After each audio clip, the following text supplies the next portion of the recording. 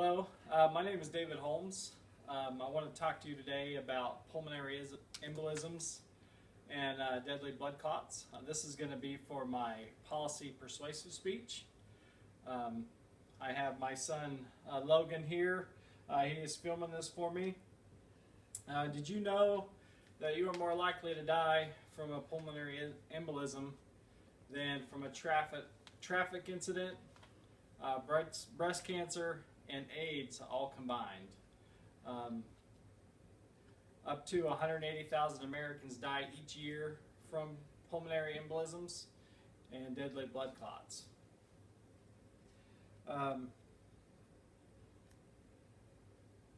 Pulmonary embolisms kill an American every 5 minutes. It's a very deadly disease. And according to the Vascular Disease Foundation, anywhere from 100,000 to 180,000 people die each year from pulmonary embolisms. The sad thing is, just some real basic education can help people understand the importance and risk reduction in pulmonary embolisms.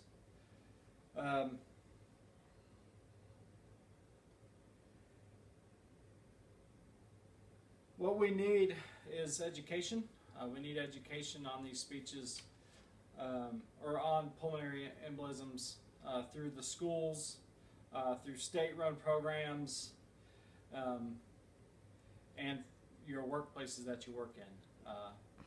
Pulmonary embolisms are blood clots that develop in your lower extremities, and they go through up through your veins and into your lung or into your brain, and they can cause instant death. This has really affected my family as I have had blood clots in both of my legs, and I've had a mother that died from a pulmonary embolism, and I have 2 brothers that have had pulmonary embolisms that have survived, but still wreaked havoc in their lives. According to the British Medical Journal, the risk for blood clots after you've had surgery lasts longer than previously thought. Just because you're released from the hospital and you're healing well does not mean that you don't have blood clots in your legs that could break off at any time and go to your lungs.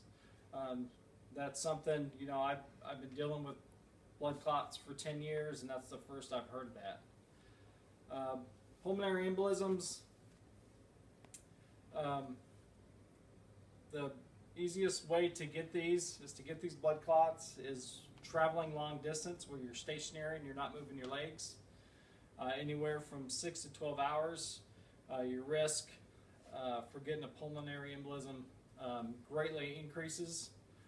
After surgery, you're in the hospital for a long time, you're not moving around very much, you're laying in a bed. Also increases your chances for a pulmonary embolism. And then not knowing your family history and medical history, because they are a hereditary disease.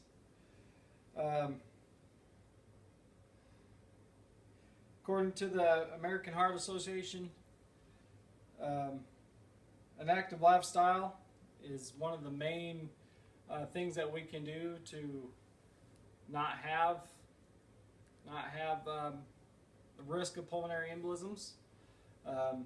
So very important that you're active in your life. But what we can do and what I'm wanting to people to help with is we need to write our state representatives, our schools, and our workplaces, and we need to get the education out there. Like I said before, you're more likely to die from breast cancer, you're most likely to die from a blood clot than from breast cancer, AIDS, and traffic accidents alone. And I know for a fact that those 3 diseases, there's much more education on the 3 of those. We teach people to wear seat belts. We have Relay for Life for cancer, and you know, you hardly ever see anything for pulmonary embolisms, even though it is a very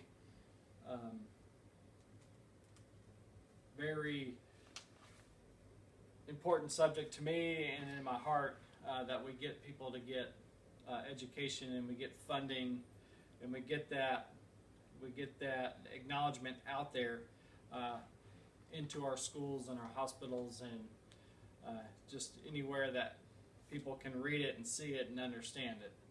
I think it's important for workplaces,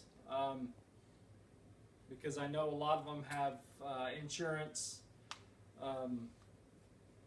programs that help people subsidize their insurance, and if we could just have part of that program be about pulmonary embolisms and blood clots, it would be great.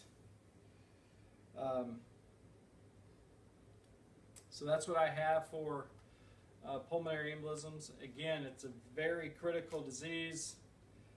It's something that we got to get the education out there. It's a very silent killer. It's something that is near and dear to my heart, like I said earlier. And you know, remember, there's things that we can do. We can have a healthier lifestyle. We can, when in the hospital, you know, have that concern when you know you're laying in the bed for too long, when you're in the bed for days. Request that you have your legs checked out at the doctor, and this really live a healthy lifestyle. So thank you for listening to the speech, and I hope that someday we can get the education out there, and we can find ways to cure this silent deadly disease. Thank you.